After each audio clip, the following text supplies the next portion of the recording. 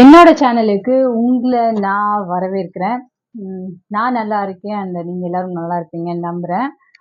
எப்பவுமே வீடியோ வந்து நான் இந்த பிளேஸ்ல எடுக்கிறேன் அப்படின்னா, சப்ஸ்கிரைபர்ஸோட பனிஷ்மெண்ட் எக்ஸ்பீரியன்ஸ் வந்து பேசி எடுத்திருக்கேன். அந்த ஜாலியா, ஃபன்னா, அதுக்கப்புறம் ஏதாவது ஹிஸ்டாரிக்கல் விஷயங்கள்னு சொல்லி இந்த இந்த பிளேஸ்ல வந்து நான் உட்காந்து நிறைய வீடியோஸ் எடுத்திருக்கேன். பட் ஃபர்ஸ்ட் டைம் வந்து என்னோட ஒரு கஷ்டத்தை வந்து ஷேர் பண்ணிக்கிறதுக்காக தான் இந்த வீடியோவே. எனக்கு வந்து கொஞ்ச நாளாவே கொஞ்சம் டிப்ரெஸ்டா இருந்தேன்னு சொல்லலாம். ரீசன் என்னன்னு பார்த்தீங்கன்னா, எங்களோட ஸ்கூபி குட்டி. ரெகுலரா வந்து வீடியோ வாட்ச் பண்றவங்களுக்கு வந்து தெரியும். ஸ்கூபி யாரு அப்படின்னு. ஸோ என்னோட பெட் அவன். வீட்டுக்கு வந்து 1 மந்த் கிட்ட தான் ஆகுது. 1 மந்த் கரெக்ட்டா எக்ஸாக்ட்டா 30 டேஸ். ஆ சார் வந்து இப்ப எங்களோட இல்ல. நான் லாஸ்ட் லைவ்ல கூட சொல்லியிருந்தேன். ஒரு சில இஷ்யூ இருக்கு. அவன நான் வளர்க்கறதில்ல அப்படின்ற மாதிரி. அந்த இஷ்யூ வந்து பெருசாயிட்டு இப்போ வந்து எங்களோட வச்சுக்க முடியாத ஒரு சிச்சுவேஷன்ல வந்து அவன வந்து வேற இடத்துல விட்டுருக்கோம். ஸோ அதோட ரிஃப்ளெக்ஷன் வந்து நான் வாயில வந்து ஈஸியா சொல்லிட்டேன். அவன வந்து வேற பிளேஸ்ல வந்து விட போறோம் அப்படின்ட்டு. பட் அவன் போனதுக்கு அப்புறம் தான் அது வந்து எவ்ளோ பெயின் அப்படின்றது வந்து நான் ரியலைஸ் பண்ணேன். என்னோட ஹஸ்பண்ட் ரியலைஸ் பண்ணாங்க. என்னால வந்து அந்த பெயின் வந்து டாலரேட் பண்ணிக்க முடியாத அளவுக்கு ஒரு பெயினா இருக்கிறதுனால, அந்த பெயினையும் வந்து உங்க கூட ஷேர் பண்ணிக்கலாம் அப்படின்னு தான். ஆக்சுவலா என்னன்னா, ஸ்கூபி குட்டிய வந்து நான் last 28th July month, July தானம்மா? ஜூலை 28th வந்து நாங்க ஹாப்பி ஸ்ட்ரீட் போயிருந்தோம். ஸோ எதார்த்தமா அங்க வந்து டான்ஸ் பெர்ஃபார்மன்ஸ் என் பசங்க பண்ணணும்னு சொன்ன ஒரு ரீசனுக்காக தான் அங்க போனது. பட் அங்க போயிட்டு சடனா வந்து டாக் அடாப்ஷன் ஒரு மால் மாரி, ஒரு ஸ்டால் மாரி போட்டிருந்தாங்க. அங்க போய் வேடிக்கை பார்க்கலாம் அப்படின்னு தான் போனோம். பட் ஸ்கூபி வந்து எங்கள ரொம்ப இம்ப்ரெஸ் பண்ணிட்டான். ஸோ சோனாக்கும் ரொம்ப பிடிச்சதுனால, அவன வந்து நாங்க வந்து வீட்டுக்கு தூக்கிட்டு வந்துட்டோம். ஸோ ஃபர்ஸ்ட் வந்து என் ஹஸ்பண்ட் வந்து வேண்டாங்கிற மாரி தான் சொன்னாங்க. பட் அடுத்த நாள்லேருந்து அவன் வந்து என் ஹஸ்பண்டோட ரொம்ப மிங்கிள் ஆயிட்டான். அண்ட் எங்க எல்லாரோடையும் செட் ஆயிட்டான். அடுத்த 2வது நாளே வந்து எங்க வீட்ல ஒரு மெம்பர் மாரி ஆயிட்டான். சரி, நான் வந்து பெட் அப்படின்னு பார்த்தீங்கன்னா, குழந்தையிலேருந்து ஒரு குட்டி நாய் வளர்த்த மாரி எனக்கு ஞாபகம் இருக்கு. மத்தபடி எனக்கு பெட்ஸ் பிடிக்கும். எங்க வீட்ல பெருசா வந்து யாரும் பெட்ஸ் வளர்த்ததில்ல. பூனைக்குட்டி வளர்த்துருக்கோம். நாய் வந்து எனக்கு விவரம் தெரியாத வயசுல வளர்த்த மாரி ஞாபகம். பட் நாய்க்குட்டி வந்து வீட்ல வளர்த்ததில்ல. பூனைக்குட்டிய வந்து வளர்த்துருக்கோம். ஸோ ஃபர்ஸ்ட் டைம் வந்து டாகு யோசிக்காமன்னு இல்ல. பட் மேனேஜ் பண்ணிக்கலாம். அவன வச்சு வளர்த்துக்கலாம். நான் குடுக்கும்போது சொல்லி தான் குடுத்தாங்க. நீங்க மேனேஜ் பண்ணிப்பீங்களான்னு. எல்லாத்தையும் மேனேஜ் பண்ணிக்கலான்ற பர்ப்பஸ்ல தான் வந்து அவன வாங்கிட்டு வந்தோம். ஸோ வாங்கிட்டு வந்த 2வது நாளே வந்து எல்லாரோடையும் செட் ஆயிட்டான். ஸோ 3 டேஸ், 4த் டே அப்படின்னு சொல்லிட்டு எல்லார்கிட்டயும் ரொம்ப ரொம்ப க்ளோஸ் ஆக ஆரம்பிச்சுட்டான். ஆக்சுவலா என்னோட ஹஸ்பண்ட் வந்து ஃபர்ஸ்ட்டே திட்டுனவங்க வந்து, அவனுக்கு இன்ஜெக்ஷன் பண்றதுக்கு வந்து அவங்க தான் வந்து கூட வந்தது. ஸோ அவனுக்கு வந்து 2 இன்ஜெக்ஷன் வந்து பண்ணியிருக்கோம். ஸோ 2த்துக்குமே வந்து என்னோட குழந்தைங்களுக்கு கூட வந்து என் ஹஸ்பண்ட் வந்து ரொம்ப கேர் எடுத்து கூட வந்ததில்ல. பட் ஸ்கூபிக்கு வந்து இங்கேருந்து வந்து வெப்பேரி தூரம். ஸோ என் ஹஸ்பண்ட் தான் கூட வந்துட்டு, அவன் போகும்போது வாமிட்லாம் எடுத்துட்டு, டூ வீலர்ல போகும்போது வாமிட்லாம் எடுத்தான். ஸோ அதெல்லாம் டாலரேட் பண்ணிட்டு அவ்வளோக்கு வந்து அவன வந்து அவங்களுக்கு ரொம்ப புடிச்சிருச்சு. ஸோ என்னோட ஸ்கூபிய வந்து ஹவுஸ் ஓனர் பார்த்துட்டு ஃபர்ஸ்ட் டே அன்னைக்கு நாய்க்குட்டி வளர்க்குறீங்களா? அப்படின்னு சொல்லிட்டு வேற அவங்களும் கொஞ்சம் என்கரேஜ் பண்ணதுனால எனக்கு வந்து இன்னும் ஹோப் ஆயிடுச்சு. சரி, ஓகே, நம்ம மேனேஜ் பண்ணி வளர்த்துக்கலாம். ஊருக்கு எங்கனாவது போனா கூட பக்கத்துல ரிலேட்டிவ் இருக்காங்க. அவங்க கிட்ட அந்த 2, 3 டேஸ் பார்த்துக்க சொல்லலாம் அப்படின்னு சொல்லிட்டு எனக்கு வந்து அவன் ரொம்ப ரொம்ப க்ளோஸ் ஆயிட்டாங்க வீட்ல எல்லாருக்குமே. நான் ஆஃபீஸ் போற டைம் வந்து ஒரு ஒரு 3 ஹவர்ஸ் அவன் வந்து தனியா மேனேஜ் பண்ணிப்பான். ஸோ நான் மார்னிங் ஒரு 10:30, 11:00 ஆஃபீஸ் கிளம்புவேன். ஸோ அந்த டைம் வந்து அவனுக்கு சாப்பாடுலாம் ரெடி பண்ணிட்டு, அவன வெளியில கட்டி போட்டுட்டு போனோம்னா, கரெக்ட்டா அந்த பிளேஸ்ல வந்து அந்த டைமிங் போய் வந்து அவன் வந்து படுத்துருவான். ஸோ நான் கிளம்புறேன்றது அவனுக்கு தெரியும். தொல்ல பண்ண மாட்டான். நான் போனா கூட அவன் பாட்டுக்கு சைலன்ட்டா படுத்துட்டு இருப்பான். கத்த மாட்டான். ஸோ அதுக்கப்புறம் சோஃபி வந்து காலேஜ் முடிச்சுட்டு ஒரு 12:30, 1:00 வீட்டுக்கு வரா அப்படின்னா, அவள பார்த்துட்டு, ஏன்னா எங்க வீட்ல சோஃபிக்கு வந்து பெட்ஸ் கொஞ்சம் அலர்ஜி. அவ பக்கத்துல போமாட்டா. ஸோ அவள பார்த்துட்டான்னா சைலண்ட் ஆயிடுவான். பட் அந்த 1:00 அவ வரல அப்படின்னா 1:30க்குலாம் கத்த ஆரம்பிச்சுருவான் பயங்கரமா. பக்கத்துல இருக்கவங்க கால் பண்ணுவாங்க. அப்புறம் சோஃபிக்கு சொன்னா, "இதோ வந்துட்டு இருக்கேன்மான்னுவா." ஸோ அதே மாதிரி சோனா குட்டியோட டைமிங் பார்த்தீங்கன்னா, 4:00 அவ ஸ்கூல்லேருந்து வர டைம். 4:15 வரையும் சைலண்டா இருப்பான். அந்த டைமிங்லாம் அவனுக்கு எப்படி தெரியும்னே தெரியாது. 4:30 ஆயிடுச்சுன்னா அவள பார்க்கலன்னா கத்த ஆரம்பிச்சுருவான். அதே மாதிரி நானும் ஆஃபீஸ் முடிச்சுட்டு வீட்டுக்கு வரேன் அப்படின்னா, ஒரு 1 மினிட் வந்து பெட் வளர்க்குற எல்லாருக்குமே தெரியும். அதுவும் நாய்க்குட்டி அப்படின்னா, அது நம்ம வெளியிலேருந்து வந்தோனே நம்மள ஒரு 5 மினிட்ஸ் வந்து நம்மள பயங்கரமா பார்த்துட்டு அது எனர்ஜெட்டிக்காக நம்மளை கொஞ்சிட்டு தான் அடுத்த செகண்ட் வந்து ரிலீவ் ஆகும். ஸோ அதே மாதிரி தான் ஸ்கூபி வந்து அவன் வந்ததுக்கப்புறம் என்னோட வீடியோஸ் கூட கம்மியாயிடுச்சுன்னா எனக்கு வந்து அவனோட டைம் ஸ்பெண்ட் பண்ணுறதுனால வீடியோ எடுக்கிறது கூட டைம் இல்லை.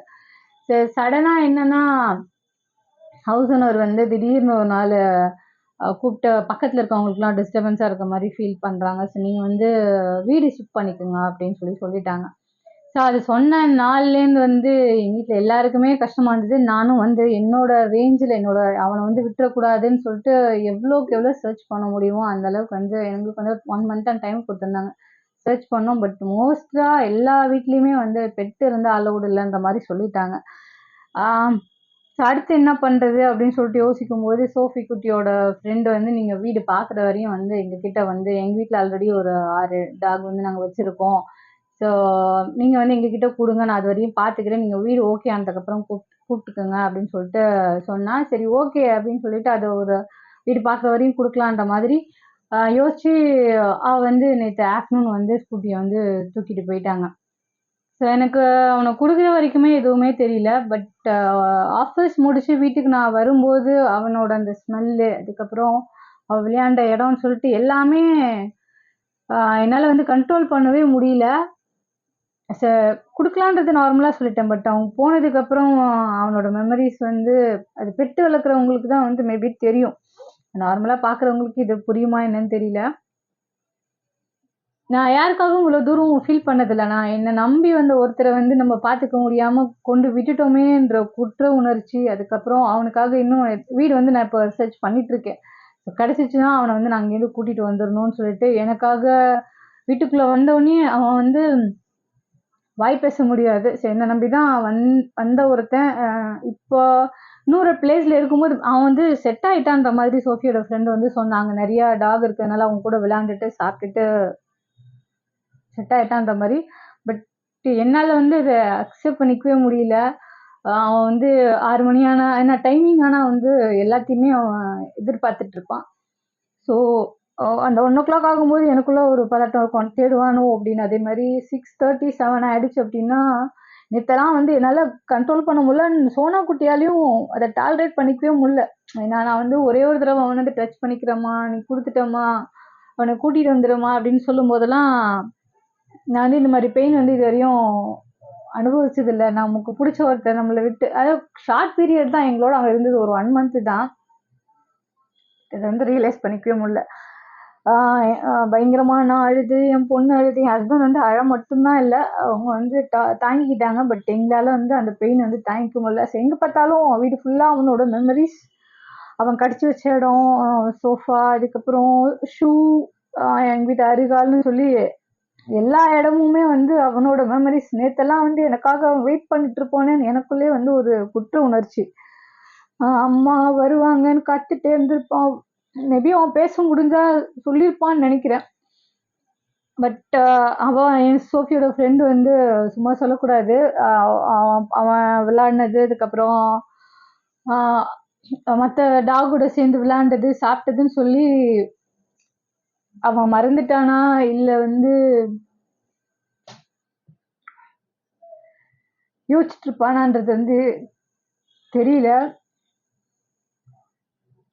நம்பினா ஒருத்தரை வந்து ஏமாத்திட்டோன்ற மாதிரி ஒரு குற்ற உணர்ச்சி வந்து மைண்டுக்குள்ள ஓடிக்கிட்டே இருக்க மாதிரி ஒரு ஃபீல்.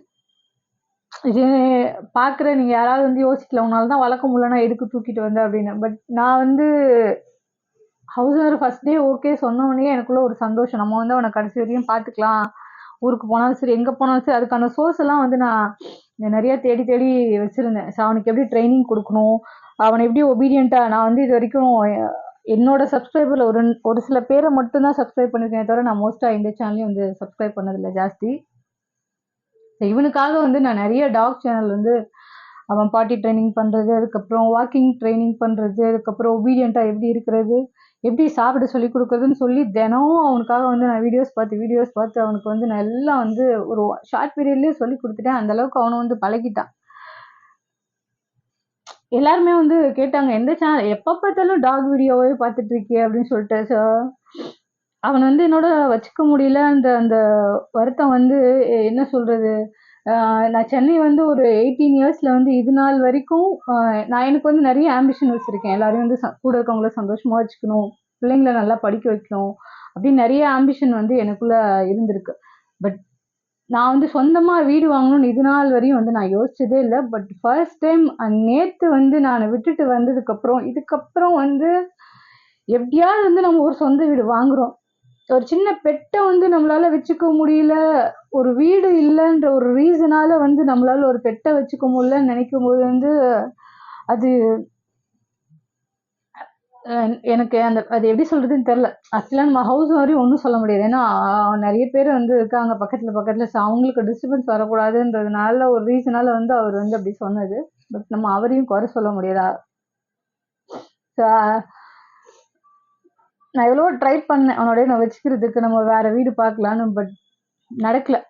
ஆனாலும் நான் வந்து விட போறதில்ல. வீடு வந்து நான் இப்பவும் பார்த்துட்டு தான் இருக்கேன். ஸோ அதுக்கான வீடு வந்து கிடைச்சிருச்சு அப்படின்னா கண்டிப்பா நான் வந்து ஸ்கூபிய கூட்டிட்டு வந்துடணும்னு வச்சிருக்கேன். ஏன்னா எங்க சோனா குட்டி வந்து நேற்று நைட்லாம் பயங்கர நான் வந்து அவனை டச் பண்ணுவான், அவன் சாப்பிட மாட்டாமா. நான் இல்லைன்னா ஏன்னா நைட்டு அவனை தூங்க வைக்கிறதே வந்து எங்க சோனா குட்டி தான். ரொம்ப சேட்டை பண்ணுவான், தூங்க மாட்டான். ஸோ நைட்டு ஃபுல்லாக வந்து அவள் தான் வந்து அவனுக்குன்னு யூடியூப்ல சாங் எல்லாம் சர்ச் பண்ணி ப்ளே பண்ண விட்டுட்டு பக்கத்தில் படுக்க வச்சு தூங்க வைப்பா. அவளோட தான் வந்து அவன் வந்து தூங்குவான். எப்படி தூங்குனா, எப்படி சாப்பிட்றான், எப்படி விளையாடுறான்ற கவலை ஒரு பக்கம் இருந்தாலும், பட் அவனுக்கு வந்து வளர்ந்தான்னா எங்கள் வீடு வந்து செட் ஆகாது. கொஞ்சம் ஃப்ரெண்ட்ஸோட அவள் இருக்கட்டும், ஹாலிடேஸ் காமிச்சிருக்கோன்ற மாதிரி வந்து நாங்கள் வந்து மனசை வந்து திட்டிட்டு இருப்போம். காட் கிரேஸ்ல வந்து வீடு கிடைச்சிருச்சு அப்படின்னா வந்து ஸ்கூபிய கூட்டிட்டு வந்துருவோம்.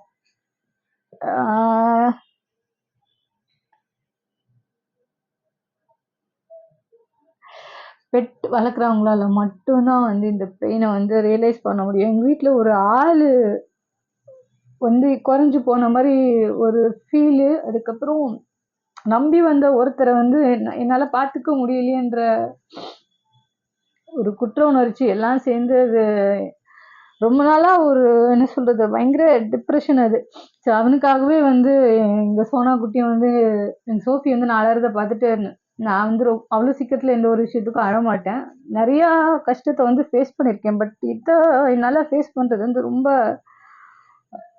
டிஃபிகல்ட்டாக.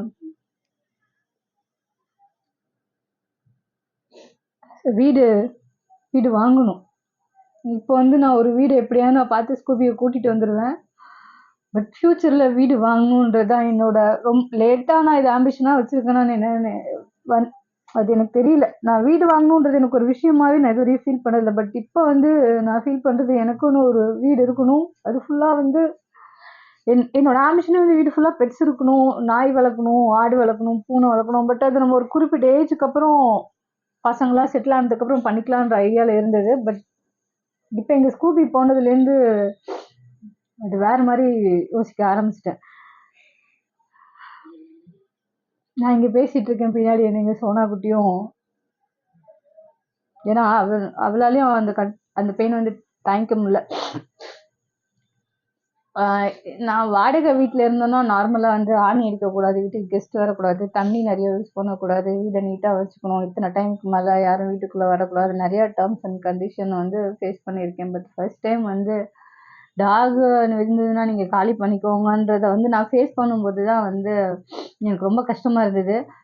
டாக் வச்சுக்கிற மாதிரி கண்டிப்பாக ஒரு வீடு கிடைக்கும்னு நான் நம்புகிறேன். ஸோ எவ்வளோ சீக்கிரம் வந்து நான் அவனை வந்து ரெக்கவர் பண்ண முடியுமோ, அங்கேருந்து கூட்டிகிட்டு வர முடியுமோ அவ்வளோ சீக்கிரத்தில் வந்து கூட்டிகிட்டு வரணும்னு டிசைட் பண்ணியிருக்கேன்.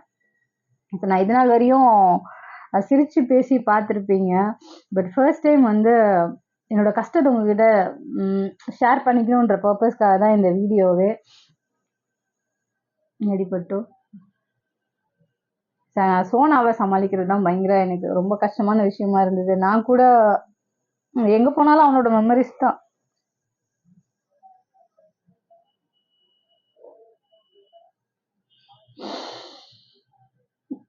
என்னை வீடியோ எடுக்க விட மாட்டான், தொலை பண்ணிக்கிட்டே இருப்பான். ஸோ மோஸ்ட்லி நான் அவனால தான் வீடியோ எடுக்கிறதே வந்து ஸ்டாப் பண்ணிடுறேன். பட் இன்னைக்கு நான் எடுத்துட்டு இருக்கேன், எந்த ஒரு டிஸ்டர்பன்ஸ் இல்லாமல். பட் அவன் இல்லை.